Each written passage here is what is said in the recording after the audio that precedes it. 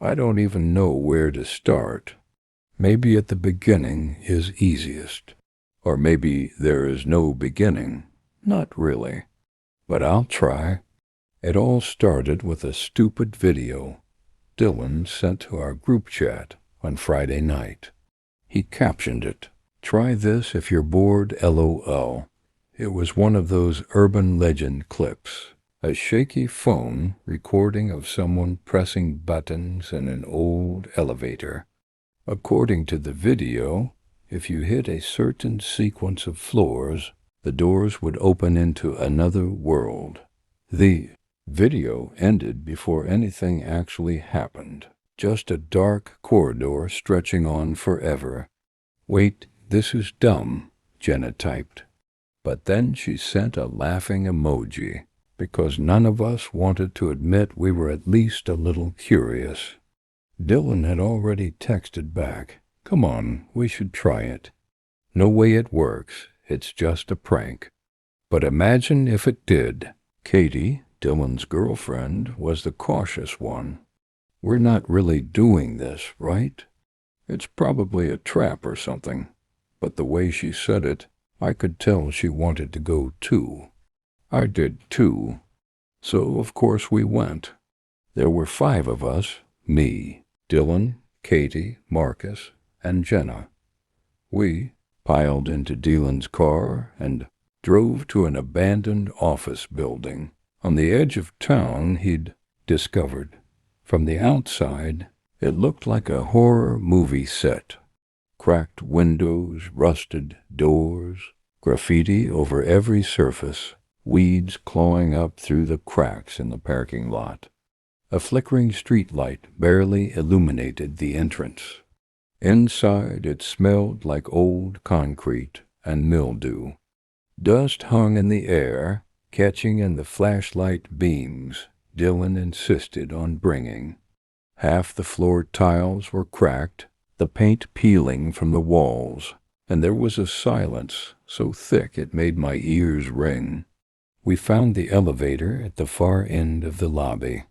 Old metal doors, with a single flickering fluorescent light above it. The buttons were worn, the numbers faded, but somehow it still worked. The buzzing hum of electricity made me feel uneasy, like the building itself was awake. Katie pulled up the instructions on her phone. "Okay," she said, her voice nervous but teasing. "We go in together. Press 4, then 2, then 6, then 2, then 10, then 5, then wait for the doors to open. Don't get out early." We laughed. What could go wrong?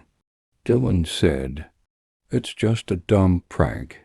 If it actually does something, we'll be internet legends." So we did it.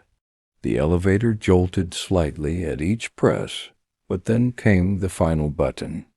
The light flickered violently, and the whole cabin seemed to stretch. The air became thicker, the smell sharper, metallic. I noticed a faint buzzing, like hundreds of tiny insects trapped inside the walls. Then the doors opened. We froze. It wasn't the lobby, not even close. The corridor stretched farther than any building should allow. The lights were buzzing, yellowed, low. The walls were cracked, the floor uneven, and the air smelled damp and rotten. There was no sound except our own breathing, and even that seemed muffled, like the world itself was swallowing it. "This is nothing," Marcus whispered. His voice sounded small, swallowed by the corridor. Katie took a step forward. "It's probably just a weird hallway. It's fine." But her voice trembled. I followed, Dylan and Jenna behind me. Marcus lagged. The elevator doors slid shut behind us. That's when the panic set in. We tried pressing the panel on the wall, but it was just painted on. The numbers didn't light up. No matter how many times Marcus pushed, nothing happened. There was no elevator to call back. We walked. Minutes passed. Hours, maybe. Time didn't work there. The hallway repeated itself, like it was folding in on itself. I left marks on the walls with my keys, just little scratches, to prove we were moving, but every turn we took, I saw the same marks. And then the lights started dying behind us. Not flickering, snapping off, one by one. A buzzing hiss followed each blackout. Marcus tripped. I swear the floor pulled him down. We ran to him, but his hand slipped through the floor like water. He screamed. Then silence. He was gone. No hole, no trace, nothing. We kept moving. Dylan was panicking, muttering about hidden floors and mirrors in the building. Jenna was crying quietly, holding Katie's hand. I kept my flashlight trained on the walls, trying to make sense of anything. But it didn't make sense. Eventually, we found another elevator.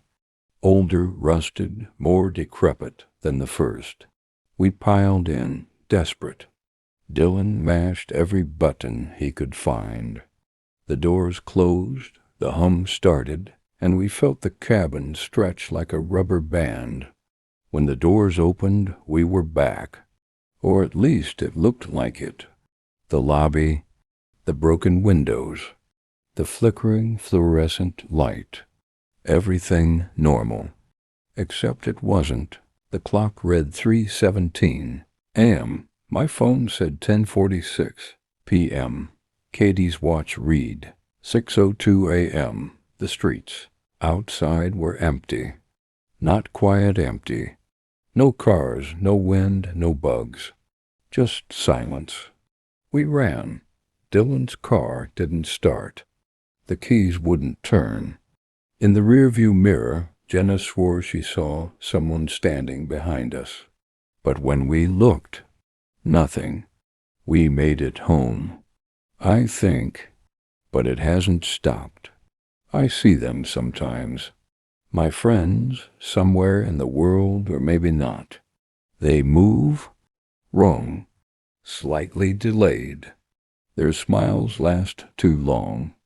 Their voices echo too long after they stop talking. Shadows move behind them, but no one's there. And last night I rode the elevator in my apartment. Just a normal ride. Doors opened, and for half a second that yellow corridor was waiting for me. I didn't step out. The doors closed. I tell myself I'm still here, that this is reality, that we made it out. But the corridor waits. It stretches. It waits for the next button sequence. And maybe, just maybe, I never left. If you ever see instructions online, do me a favor. Don't try it. Don't press the buttons. Don't laugh it off. Because some doors, once opened, never close.